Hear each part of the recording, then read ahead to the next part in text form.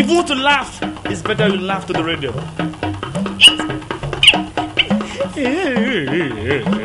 Going into art is just going after my passion. When I work, I enjoy my work. It's almost therapeutic to me. It is not more prestigious to be a doctor than to be an artist. You should do your research on it.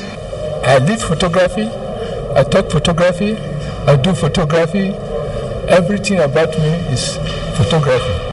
Visual impressions, applauding creativity in the arts.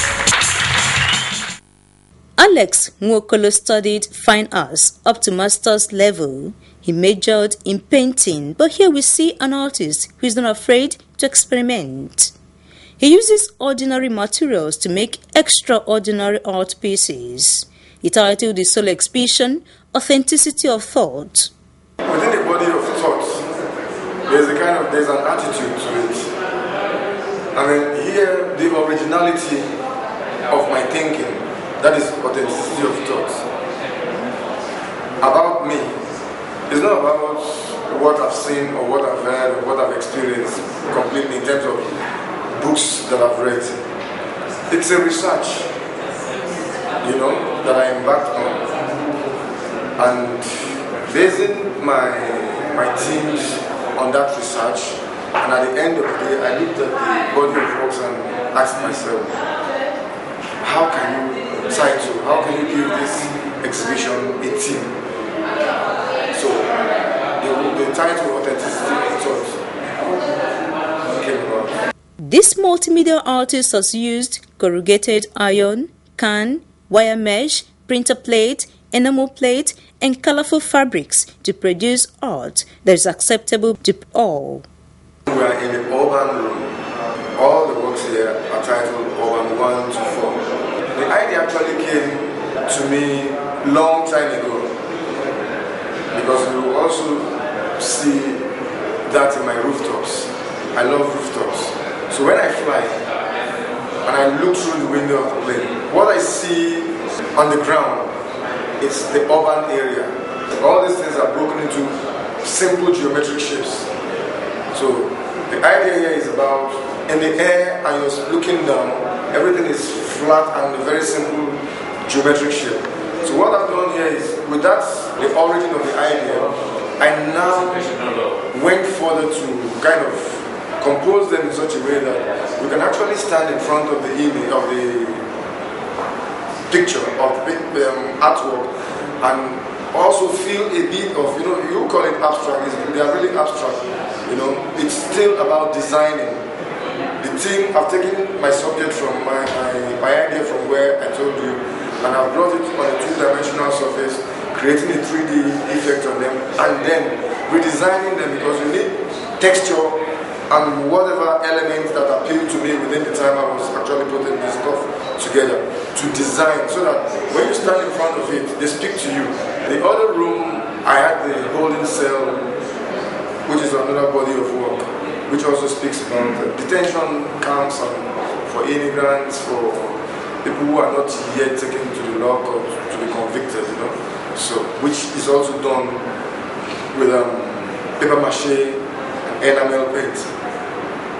The other room, I had my reconfigured fabrics, on the reconfigured fabric section, I played with African prints, normally called Ankara, and that's what I have there. Works like Parallel Lives and Reconfigured Fabric 1 and 2,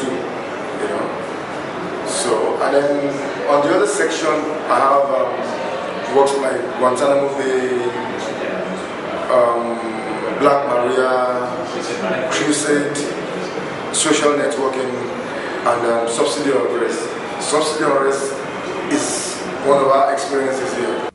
Alex Nwokolo has practiced art for more than 28 years. He has had 8 solo exhibitions and participated in over 50 group shows. Many see him as one who is prolific and also versatile.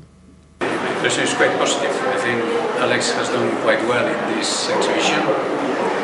I'm very keen on artworks that show an interest on materiality, on the physical qualities of the objects. And I think on this, Alex is quite strong. The work gives me too much emotion. He set out to surprise everyone, and it seems he's achieved that. So, what will he come up with next? It's been a recurring attitude. This is not the first time I'm doing this. And I know it's not going to be the last time.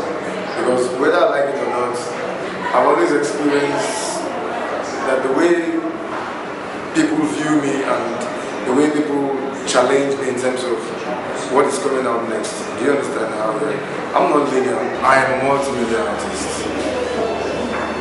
I paint, I do a bit of sculpture, I do mixed media, I can sew, and I do a lot of designs. I dreamt within this period. I really thought, real thinking within this period. You know, but whether you dream, you think, or whatever, if you cannot compose, this work should have been lacking in organization. And I actually intended to shock the audience.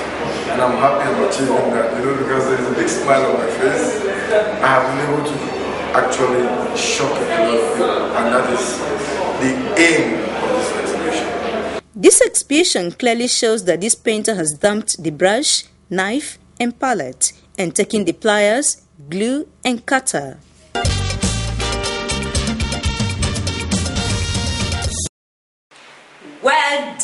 Well done, Alex Nwokolo. Now to another big name in our world. David Dell's name sounds foreign, but he's one of us. He was born to an English father and a Nigerian mother.